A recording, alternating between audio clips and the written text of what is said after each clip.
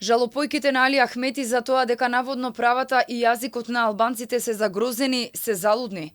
Според премиерот Христијан Мицкоски, тоа што интегративците бараат албанците од регионот да интервенираат во внатрешните работи на земјава, посебно во работата на Уставниот суд, е шокантно. Прашањето за законот за јазиците, кој е оспорен пред овој суд, дуи го злоупотребува за ширење паника и прстот го вперува кон судиите, кои впрочем се избрани кога тие и СДСМ го имаа владеачкото мнозинство во парламентот. Да интервенира кај уставните судии кои што тој ги избрал.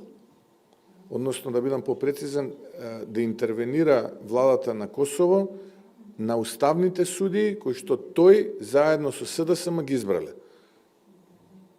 Шокантно. Деновиве пропадна уште еден обид на интегративците да најдат закрила кај албанците во регионот и некој да им ги брише солзите што се во опозиција.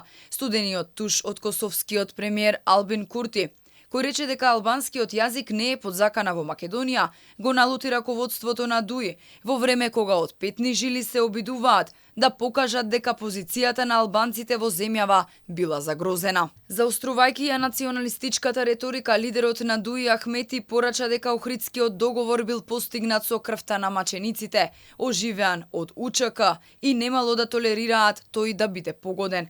Се вознемири и поранешниот министер за надворешни работи. За Бујар Османи ставот на Албин Курти бил штетен и скандалозен, а на меѓувладината седница на Македонија и Косово била легитимирана антиалбанската политика, што наводно преовладувала во земјава.